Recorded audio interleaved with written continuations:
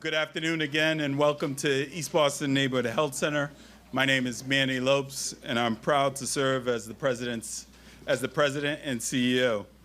Today, we're here to play host to the Baker Polito administration as they announce a new initiative that will have a positive impact on East Boston and communities throughout Massachusetts. We're also honored to have my friend, Mayor Marty Walsh, here to join us on this special occasion.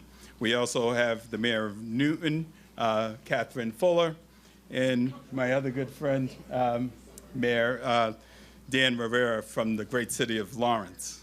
First, a little bit about East Boston Neighborhood Health Center. For over 50 years, we've been providing high-quality health care and support services to East Boston and the surrounding communities. We do this regardless of our patients' ability to pay. The intersection, as we know, of health and housing has become increasingly important, especially in communities like our own here in East Boston. Rising rents, displacement have all impacted our patients' ability to lead healthy lives and access services. Safe, affordable housing promotes good health for all. We applaud the Baker Polito administration and its efforts across the Commonwealth, and we also thank Mayor Walsh for his commitment to East Boston. East Boston Neighborhood Health Center looks forward to continuing the work with our partner organizations and elected officials to address health, housing, and all the community needs. Now, please join me in welcoming Mayor Marty J. Walsh.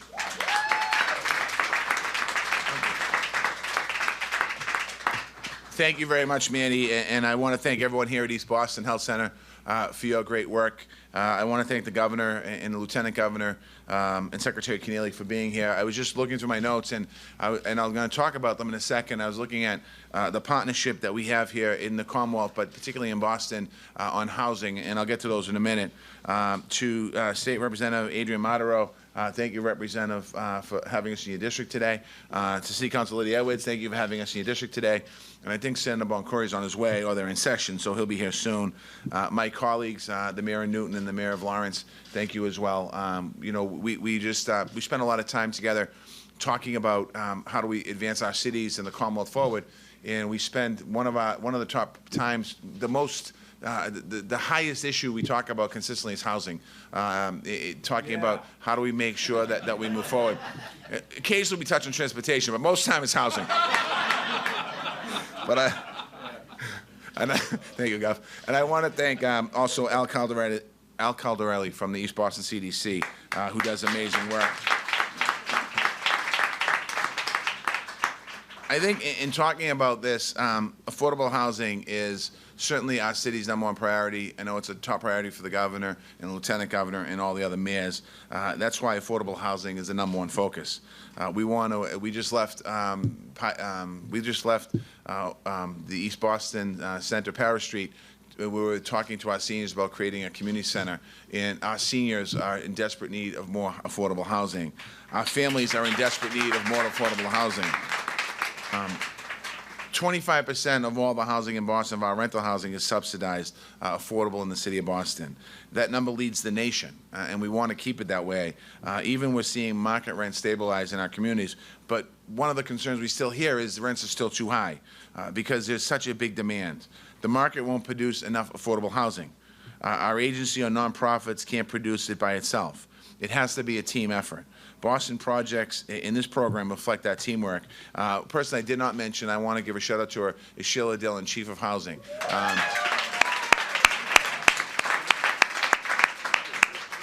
But before Manny brought me up here, I was just reading these notes, and I was thinking about the projects in the city of Boston. I just wanted to take a second to talk about them. Bartlett Station in Roxbury. The lead partner is Nuestra Comunidad. The city is making millions of dollars investments in this. The state is also making serious commitments to tax credits and subsidies. Without that, we wouldn't be able to build 60 affordable housing units, which are done, and 64 more affordable units on its way. That would not have happened if there wasn't a partnership. Bowdoin Street in Dorchester, a nonprofit called Viet Aid, is led by an immigrant community. The city is making a $2.4 million investment. The state is handling, again, tax credits and subsidies. The results are 41 deeply affordable units of housing. That would not be happening. Grace Apartments for seniors here in East Boston, East Boston CDC, and Affirmative Investments are partnering on this. I want to thank you. The state and federal tax credits in this through the DHCD program. The state is contributing, the city is contributing a couple $1 million here. The result is 42 homes for seniors, all deeply affordable. If we don't have these projects and we don't work together on these projects and identifying the projects that are shovel-ready, and I know the governor's going to talk about this, he's laser-focused on making sure that these projects are shovel-ready, so it's not just a subsidy that's giving or a tax incentive that's giving, but something that's given that we can actually be here making an announcement today, and a little later on be here for a groundbreak, and a little later on be here for ribbon cutting. And that's what we're doing. We're grateful for this partnership with the state. We're going to continue to work even more together. At the city level, we are doing more than doubling our investments in affordable housing this year. I know that Council Edwards would talk about this all the time. How do we make sure we continue to make investments? And when the budget comes out in a couple weeks, we're going to have a $100 million investment that we're putting in there and some other ways of getting to $500 million over a 5-year investment. These funds will go obviously working like collaboratively as well. How do you maximize the taxpayer's dollar? How do you maximize it by all of us working together? That's what's important in creating more affordable homes. We are also planning to invest even more. We have some work to do. We have several pieces of legislation that we're working with the state on trying to move forward, transfer tax, protection for tenants, and the governor's housing choice bill. The governor's been talking about this all over the Commonwealth for the last year. I've been saying it as much as I can in the city of Boston. The housing choice bill, it doesn't benefit, it doesn't work, it's not needed in Boston, but it's needed around the Commonwealth of Massachusetts. We need those tools to continue to build more housing. We need to work with the urgency on these issues. As we head into the 2020 census, when we look at where we are as population here in Boston, the Commonwealth of Massachusetts, our population has grown in the last 10 years. And our population projection for the next 10 years is going to grow even more here in the city and other cities and towns across the Commonwealth. But if we don't continue to invest in affordable housing, we're going to be a city and a Commonwealth that poor people can't live in. And we have to continue to, and working people can't live in. And we have to continue to make sure we make these investments. We need to make investments for our seniors, for our middle-income residents. We need to make sure affordable housing happens now. Days like today and programs like this one that we're talking about show when we work together, we can succeed together. We can build a community that has a place that people can call home for anyone and everyone. I'd like to just now take this opportunity, and I did thank the governor for being here today. I asked him, I just whispered his ear, thank you for being here in East Boston because of the focus in this community, because of what the CDC is doing here, what the elected officials are doing here. And to be quite honest with you, having somebody that you can pick up the phone with, and what the governor usually says to me when these grants come due, what he always says to me is that I want to support every single application that comes in, but I don't want to support something that's not going to be built right now. So without further ado, the Governor of the Commonwealth of Massachusetts, Charlie Baker.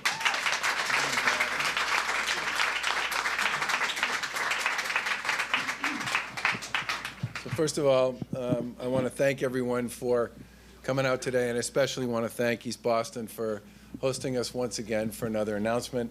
Senator Boncory, it's nice to have you with us. Welcome to East Boston. Yeah. I also want to welcome Mayor Rivera, Councilor Edwards, Mayor Fuller, Jennifer Maddox, the Interim Director of DHCD, Your Highness. Crystal Cornegay from Mass Housing, Amy Shackman, it's nice to see you here on the other side of town. Let me just say this. The Lieutenant Governor and I significantly increased the state's investment in affordable and workforce housing when we took office 5 years ago, and have put over $1 billion to work over that period of time on housing production for low-income people and working families here in the Commonwealth. And we have done that with a number of partners over the course of the past several years. And one of the things we came to believe was that we were simply never going to get to where we needed to get to in terms of production if we didn't change some of the rules of the game, especially for communities other than Boston. If you look at housing production generally in Boston, and then you look at housing production outside Boston, Boston is producing far more housing at every level than most of the rest of eastern communities in Eastern Mass. And there's a reason for that. The rest of the communities in Eastern Mass play by a very different set of rules than the rules that the city of Boston plays by. And the city of Boston should not have to carry that load themselves. It should be a load that's carried by other cities and communities. And you have local officials and nonprofits and community builders that are all anxious to pick the ball up and run with it. But over the course of the past few years, because of the way our zoning laws work, thousands of units of housing at every level, senior housing, affordable housing, workforce housing, regular middle-class housing, thousands of units of housing haven't been built, even though they got a majority support at town meeting, select board, city council, whatever their particular governing entity was. They didn't happen because you have to play to a supermajority in Massachusetts. This is something we've been trying to change for 3 years.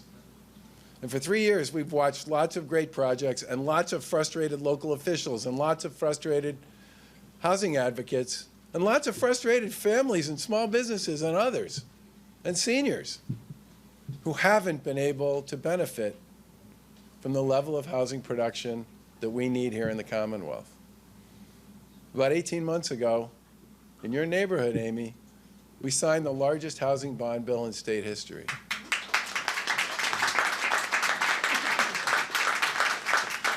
That's a great thing, but it's only a great thing if you can put the money to work.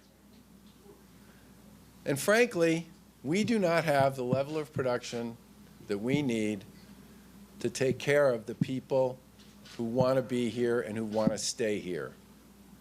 And we're also not giving our local officials outside of Boston some of the tools they need to do the work.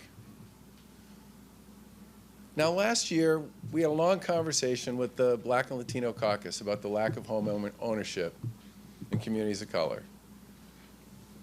And we put $85 million into a program at Mass Housing to do homeownership housing in communities of color here in Massachusetts. It's the largest single investment in a really long time. And one of the things I worry about is how long is it going to take us to put that money to work, given the difficulties we've created with respect to simply getting stuff done when it comes to housing production here in Massachusetts. We have a lot of tools. We have a lot of resources.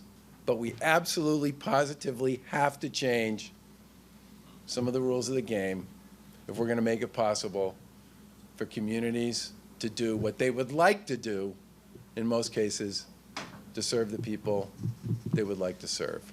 Now, today is a great day because it's about $60 million in low-income housing tax credits, vouchers, and direct subsidies to 11 projects across the Commonwealth that will add about 450 affordable housing units and another 150 regular housing units. And that's great, spread across 11 terrific projects, several of whom are here. Al, congratulations to you and the team. But we have so much more to do here. And it's very hard to do it without the tools. And I really hope that between now and the end of the legislative session, we get some of the tools that we need so we can put to work a lot of the resources that we've been gathering and putting together and trying to create momentum in this space. And the final thing I'll say about this, and if I sound frustrated, I apologize, because I am. Once you have the tools, right, it still takes a while to get there. And part of what's frustrating to us about this is 3 years ago, 4 years ago, we started talking about it. 3 years ago, we created a big coalition and a set of legislative proposals. And if it had passed then, there'd be a lot of stuff in the ground right now that we'd be building or renovating or preserving here in the Commonwealth. So I really hope everybody here who cares about housing here in Massachusetts will make sure that they impress upon our legislators how important it is that we get a housing production bill done by the end of this legislative session. Thank you.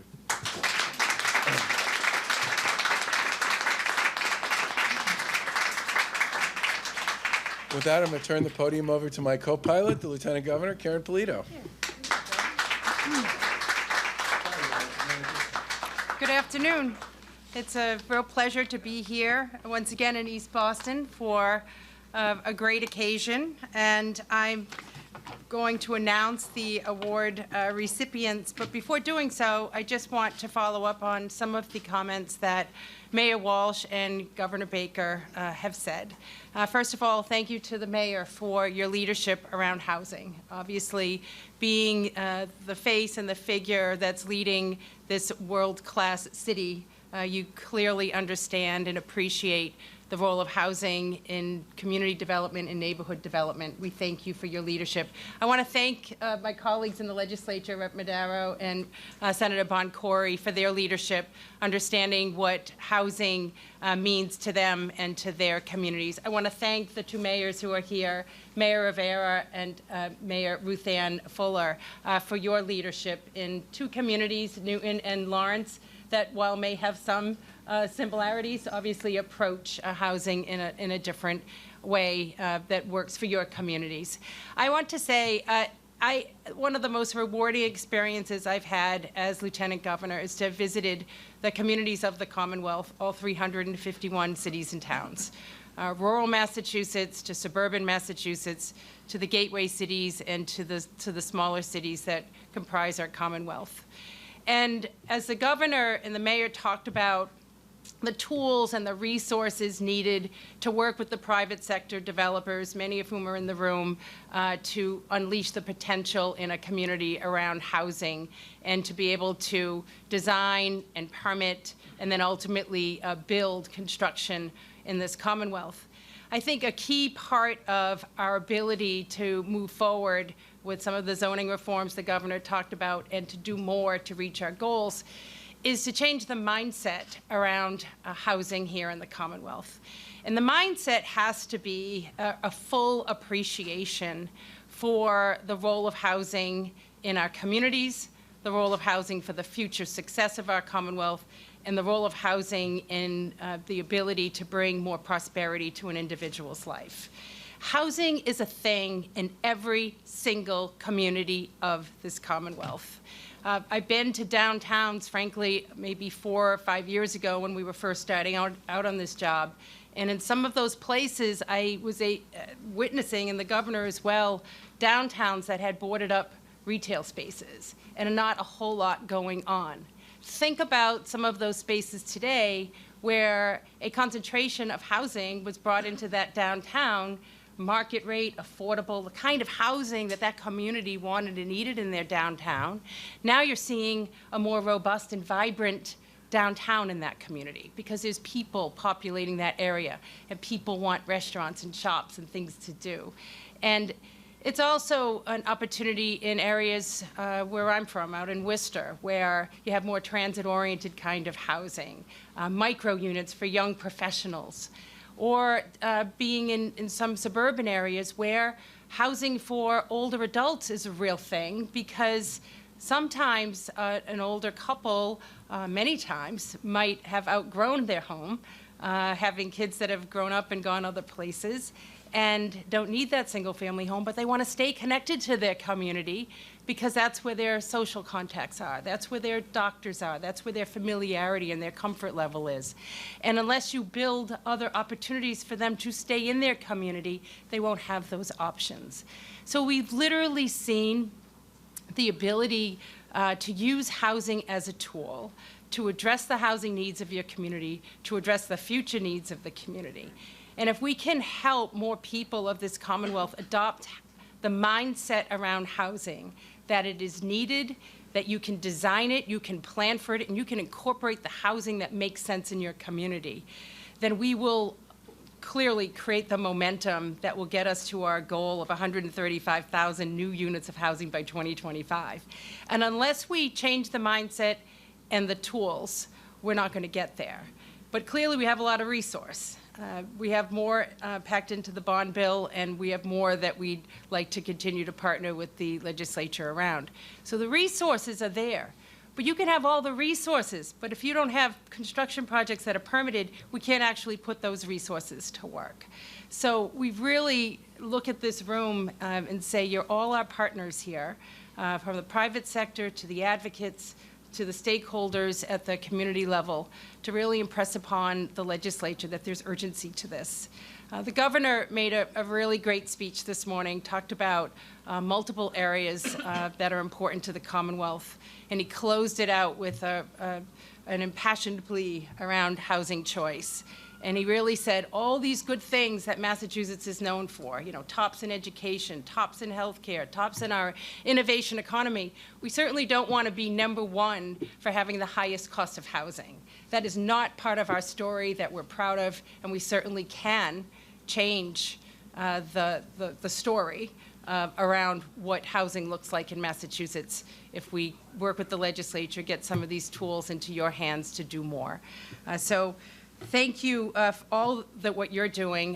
One of the things that the mayor talked about was being shovel ready. So you're clearly an audience that gets applying for these funds, demonstrating that you're ready to go, and clearly will lead us to more groundbreakings and ribbon cuttings in the near future.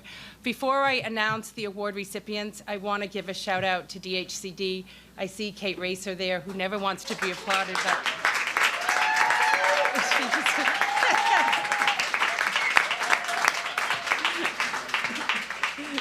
she's got a good brand around here. We know that. We love Kate. Thank you very much for your leadership. So here we go. Feel free to applaud loudly when your award is announced. And a lot of these projects, I know where they are, and I'm so happy to see you make this list today. So congratulations to all of you. The first on the list, and this is apparently in some alphabetical order, so you can anticipate where you stand. The Mary D. Stone House in Auburn, 55 units, Penrose Development. I know that one well. I'm so excited for that. Bartlett Station, Building A, Boston, 60 units.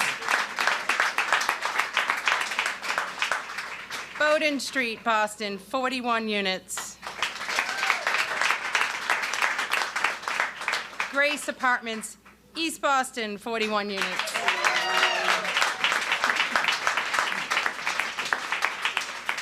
Creative Class Lofts, Fall River, 55 units. This one's for you, Mayor. Essex Street, Lawrence, 48 units. Glen Brookway Apartments, Medway, 48 units. Cliff Tex, Phase 2, New Bedford, 71 units. Golder Mere Expansion, Newton, 68 units.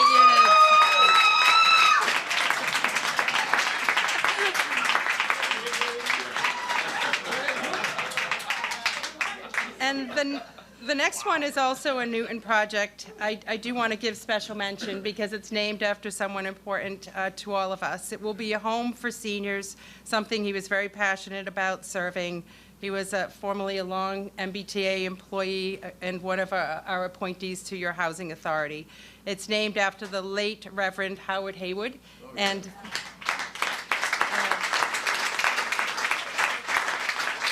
congratulations, Mayor Fuller. Haywood House, 55 units. Congratulations. And to the North Commons at Village Hill in Northampton, 73 units. So as you can see, these are units, we call them units of housing, but they're homes to future residents all across our Commonwealth, from smaller communities to larger, to coastal, to Western Mass. That's what 587 homes looks like. So congratulations to all of you. I now want to turn it over to one of our leading voices for housing choice and for housing in this Commonwealth, our Secretary, Mike Keneally.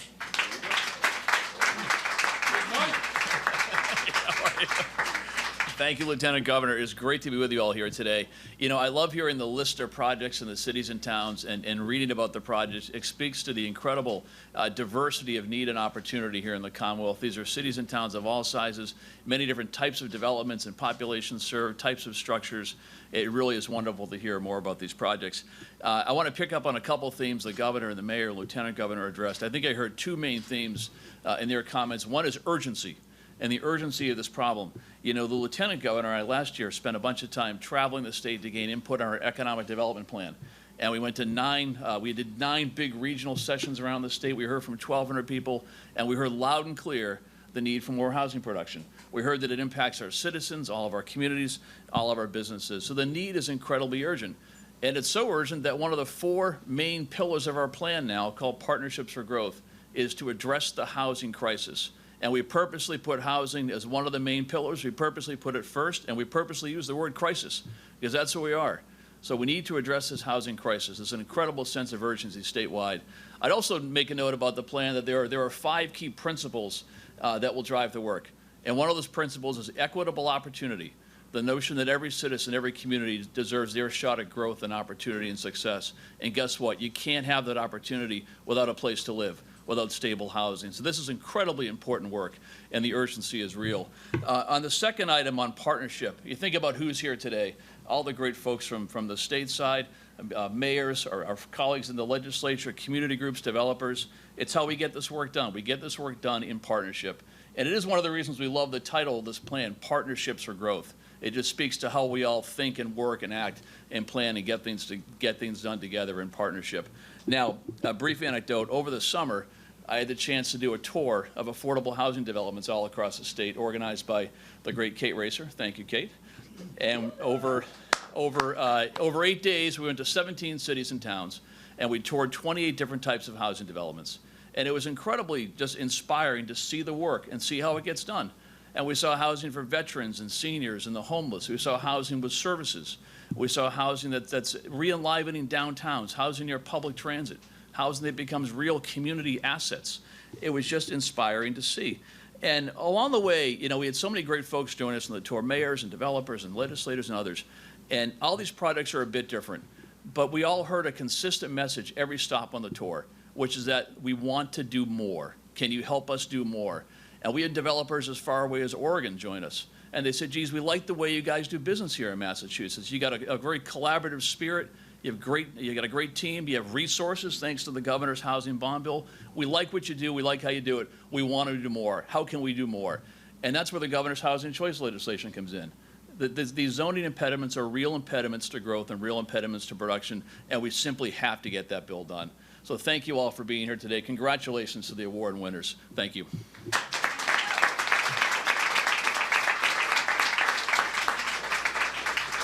I now want to bring up 2 of our colleagues, 2 of our partners in the legislature, Senator Boncory and Rep. Madero.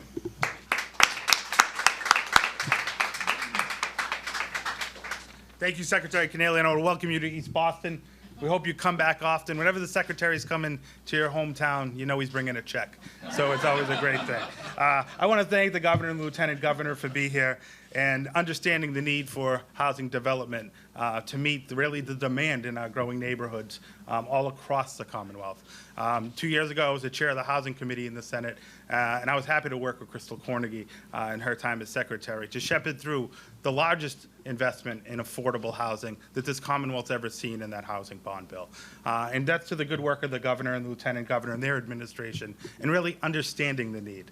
And it's the good work of Rep. Madero in the House and his colleagues and seeing the necessary to make sure that gets across the goal line. But like the Governor said, it's really just the first step. We need to continue to grow our housing stock and build more housing. And it's an interesting thing to say in this community where we're really seeing the boon of housing. And it's really thanks to the mayor, Mayor Marty Walsh, and the city council, including Lydia Edwards, who have seen the need for housing as a way to grow this city. And the mayor, again, steps up today and makes a $101.7 million investment as, you know, a companion funding to this project. So thank you, Mayor Walsh, for that.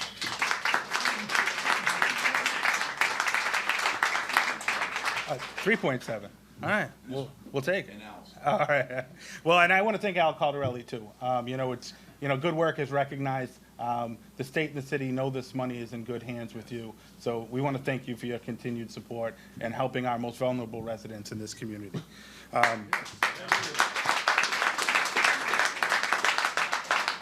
But really, you know, back to the mayor and the city council, I mean, their investment in realizing the need for affordable housing, the need to add stock to meet the demand in this Commonwealth is so crucial.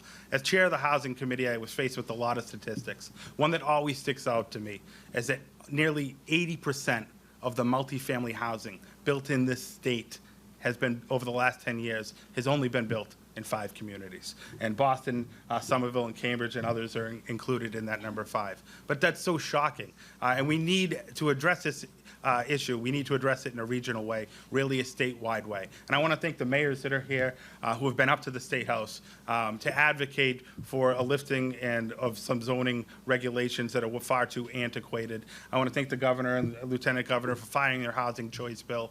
And remind them I have a companion piece in the Senate that we're looking to have that conversation. I'm personally committed to seeing that legislation through. We need the supply to meet the demand. As we build you know, housing across this Commonwealth and in this city, we need to keep in mind our affordable units and how victims of this housing boom, quite honestly, are becoming displaced all throughout our communities. So, you know, as the governor said, and the mayor said, and the secretary said, we lead in so many areas in healthcare and education. We've lagged so far behind in affordable housing, and really a great measure of any society, and especially this Commonwealth, is how we take care of our most vulnerable residents. And this investment in housing that will house the most vulnerable of our communities really leans to that investment and leans to how great a Commonwealth, how great a city, and how great a community we really are. I want to thank you for all who are involved today, and I look forward to being at the ribbon cutting in a couple months. Congratulations. Without further ado, I want to recognize a member of this community, a resident of this community, my colleague in the State House, Representative Adrian Modero. Good afternoon, everyone. So wonderful to be here for this exciting announcement. First of all, as a former board member of the East Boston Neighborhood Health Center, I want to extend my gratitude to Manny Lopes and his team, and of course to recognize Madam Chair of the Board, Rita Sorrento. Wonderful to have you. And folks, I think it's appropriate that we're having this announcement here in the Health Center because there's no doubt that good quality, affordable housing is inextricably linked with public health outcomes. So again, Manny, to your team, thank you. To the governor, the lieutenant governor, the secretary, thank you to you and your teams for this wonderful investment. As the state rep of Eastie, you know, I want to make sure I focus on what this means for our community right here. I'm sorry? That's a good title. State rep. Eastie. Listen, I'm born and raised there. It's always going to be Eastie to me. But, you know, I want to explain what this investment means for East Boston. I'm sure that Councilor Edwards and Senator Boncory, my colleagues, would agree with me when I say that one of the highest volumes of calls that my office receives is from seniors in East Boston who are desperately looking for affordable housing.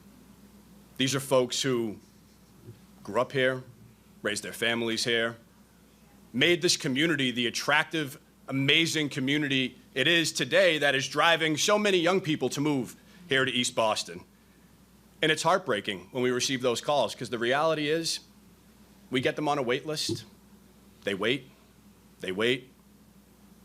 and unfortunately many get displaced. Because I believe the governor or the LG or maybe the secretary said this, but the demand is so much greater than the supply right now. And that is just the reality, not only here in East Boston, but across the Commonwealth. I want to give special thank you to Al Caldarelli and his team at the CDC because they have been at the forefront for decades in providing good, affordable housing to seniors in this community. And when those seniors call my office, they're begging to get into a unit run by the East Boston CDC.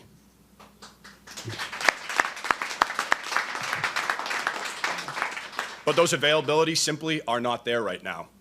That's why this investment in the Grace Apartments in East Boston, that's why the investments you heard the Lieutenant Governor announce from across the state, that's why this is so important, because these seniors deserve to stay in the community that they built. They deserve to have that dignity and that respect to age in place and to stay where they want to stay and be around their support system and social network and their family. So I am really excited that we get to announce this here in East Boston. I'm thrilled that you invested in the East Boston CDC in our community because it is sorely needed here in Eastie, and I'm excited to see this project come to fruition. Thank you all so much for being here. Thank you.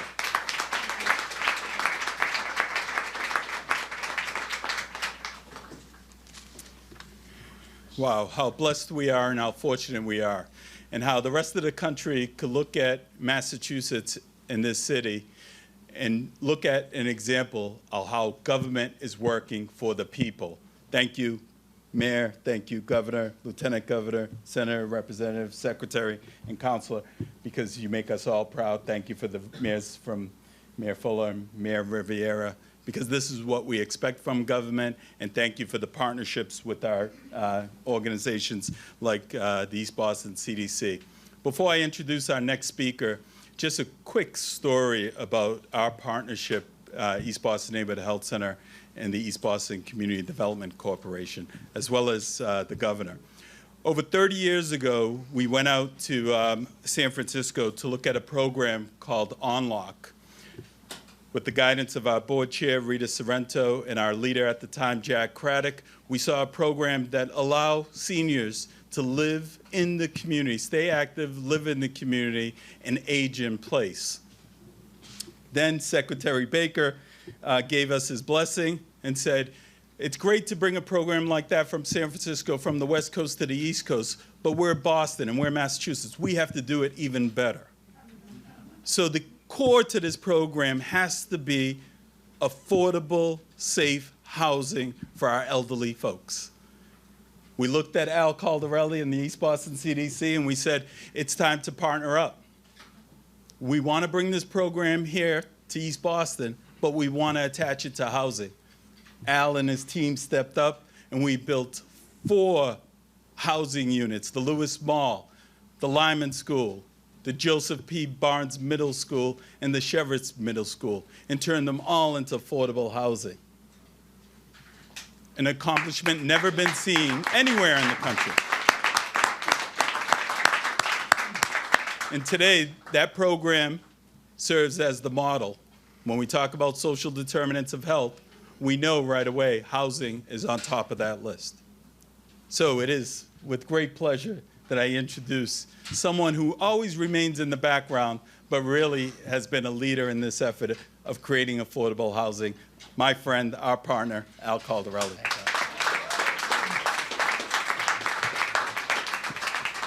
Well, it's going to be my job to wrap this up.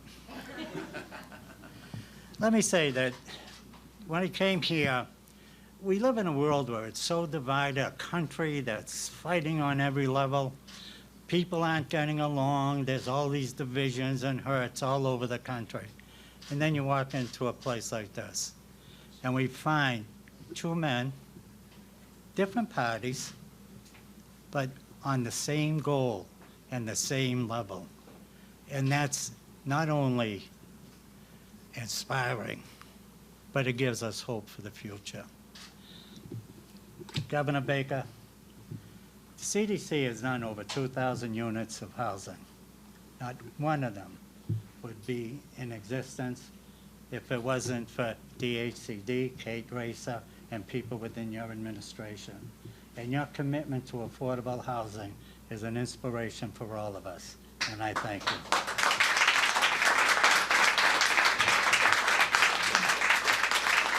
Mayor Walsh, I don't know where to start. A couple of months ago, we did an announcement where we did we celebrated getting funding for the North End. A couple of months ago, we opened up Harris Street, the 42 units of family housing. in a short time, we're doing this. Next month, we've already scheduled the grand opening of the community center at the old East Boston Library. Mayor Walsh, I've been with the CDC for 50 years, and in that time, I have not met anyone more dedicated to housing and affordable housing and the needs of this community than you, and I thank you.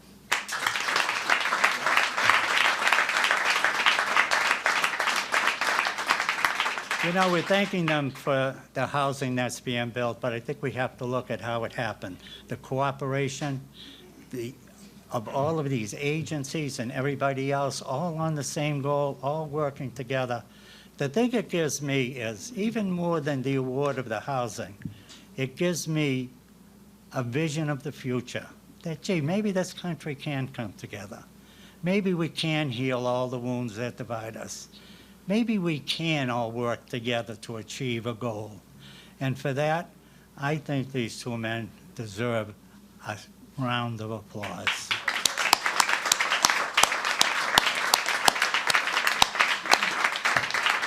Thank you. And to wrap this up, I'm going to bring up Tara. And if I could pronounce her last name, I would, but I'll take a shot. Mizaki? No. No, okay.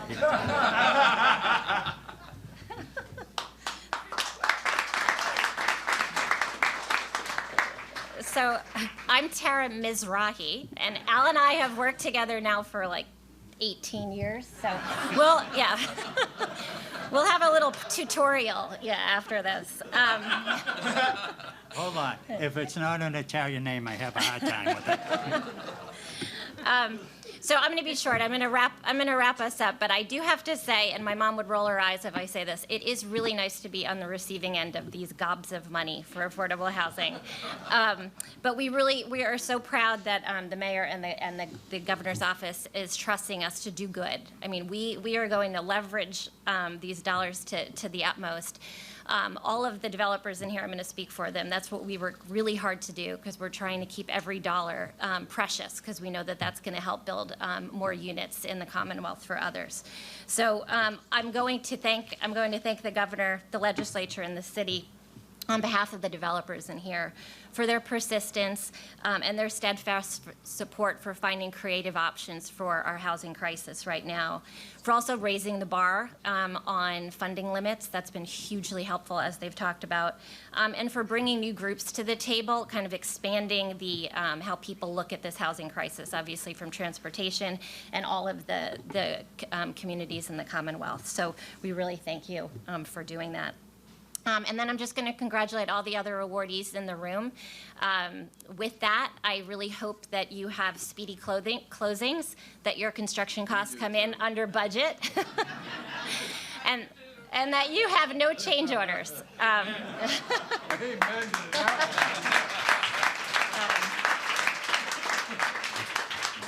So thank you all for coming again. We're happy that you were here. We're happy that the East Boston Neighborhood Health Center let us use their space. And if you wouldn't mind, we're just going to clear out and have a picture of the speakers. And then if people wanted to try to grab the speakers after that, that would be great. But if you can just let us get one picture first. Thank you.